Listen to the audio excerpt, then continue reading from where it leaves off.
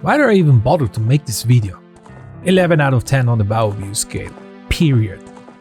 If you think otherwise, turn off this video right now and play the game, or I will kick you in the balls through the video. It's been over 27 years that this masterpiece released and has aged like a fine wine. Nobody had a clue when little Vaojin opened his Christmas present that day all these years ago what this game is about, but boy, it really changed gaming forever. There are moments in video games that stick with you forever, but when I walked through the Kokiri Forest for the first time, that was mind-blowing. I don't even remember how much I played this game, especially back in the day. I played a lot with my dad's save file because he almost finished the game 100%. And that was huge back then, because we didn't have internet. We couldn't look for a guide or help. We lived like cavemans. We needed to invent the firebar ourselves. But in the past year I finished it 5 times and I found my love again for Ocarina of Time. Especially with randomizers. But I will talk about it later. This is huge. Where should I begin with? I guess I start with the best part of the game, which is a soundtrack. Each song is iconic and a pure joy to our ears. The soundtrack is easily one of the favorites of all time. You go from happy playful songs to party bangers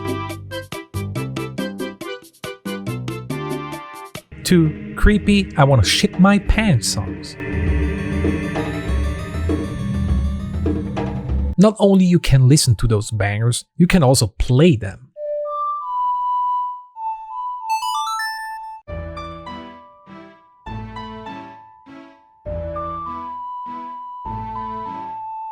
We all know where Guitar Hero got their idea from.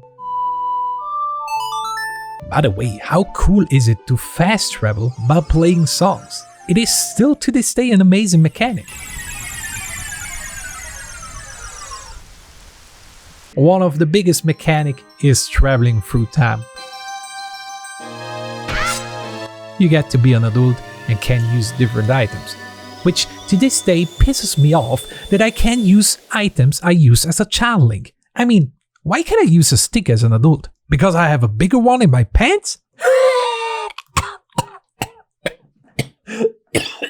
Not only Link got older, also Hyrule and its inhabitants changed.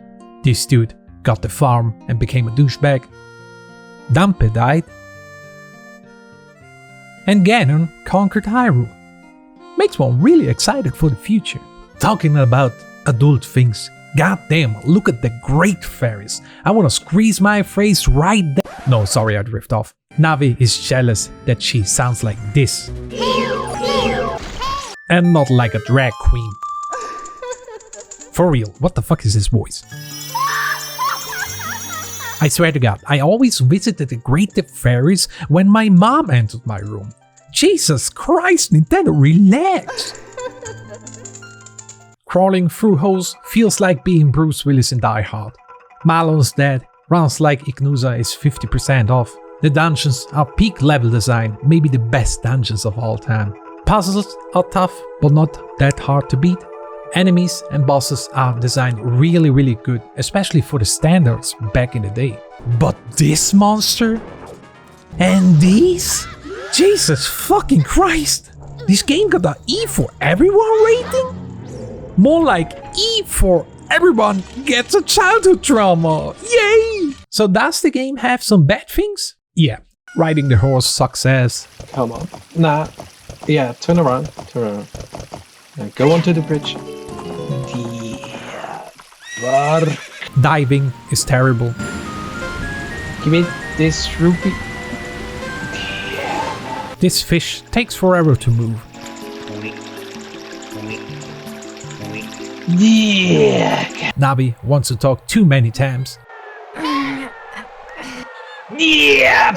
Ganondorf sometimes looks like Dumbo. Rupees lose their value after a few hours. And a water temple. Okay, this is going to be controversial, but hear me out. Before you come here with the pitchforks, this temple is not that bad at all. The only annoying thing is that you need to open the menu every single time you want to switch your boots. which is quite often. 90% of the time in the temple is just switching the boots. But playing with the Ship of Harkinian version, you can also place items and equipment on the D-pad, which makes this a lot easier and faster than with the original Nintendo 64 version. For this video, I use this port because it's way better than the OG. Has some quality of life changes if you want, and you have 60 FPS, HD graphics, and as I said before, you can use the D-pad too. But you can be an OG and play the Nintendo 64 version too. But the best thing is that it comes with a built-in randomizer.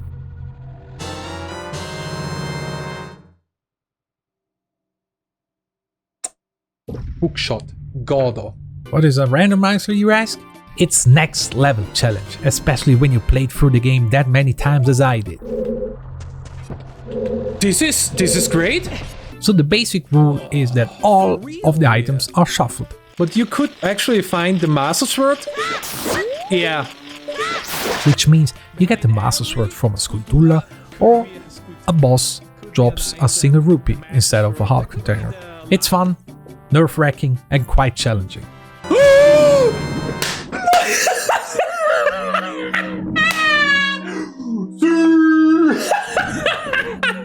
Oh yeah! You should give it a try, I totally recommend it.